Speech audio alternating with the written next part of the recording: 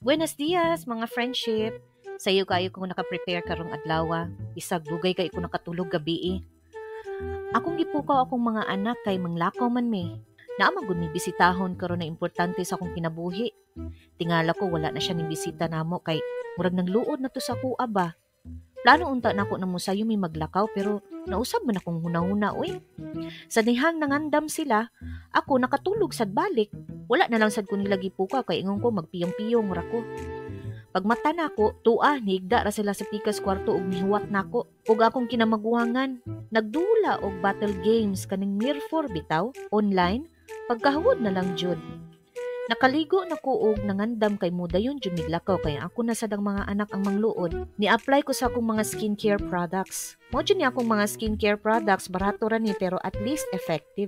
Unya mga pang-highlights na pangkilay og lipstick. By the way, ang color sa akong lips karon kay dark orange.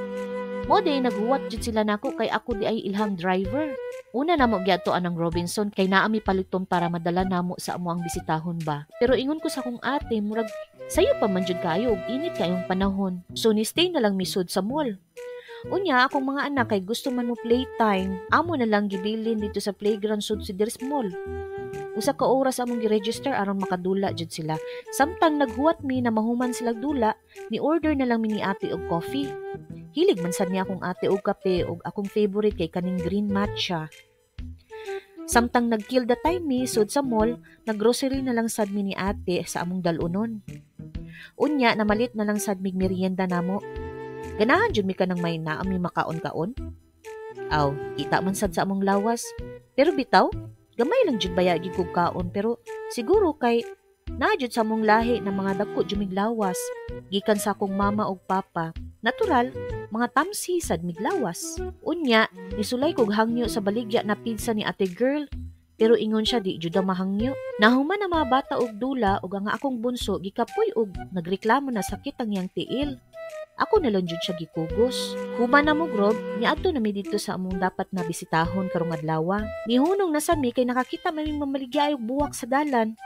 Barato ra baya ang mga buwak diri sa Jensen ay 100 ra. Nipalit na lang mig duha. Unya, kini si ate nga tindera na maligya sa og kandila namo. So gipalit na lang gid namog apil. Dayon nakaabot na mi sa lugar sa among bisitahon after long journey. Murag, the place looks familiar lagi. Ug naa na di ay among gibisita. Kining akong papa. Pa, kumusta ka diha? Magpiknik di ay mi kauban nimo. Kabalo mi nga nana ka sa maayong lugar ron.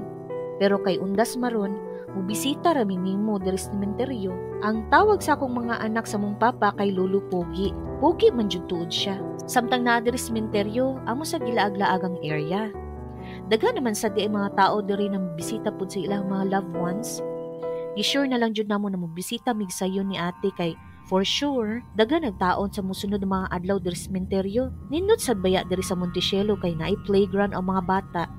Ug hangin kayo paghapon na presko kaayo. Dayon ni bye-bye na mi kay papa kay magabiin naman. Ayo jud mo kalimot og bisita sa inyong mga loved ones na naa diri ha. Kay basi unya, kamo na ang bisitahon. Mao lang jud niya ang akong vlog for today. Salamat. Wonderfully, Raj.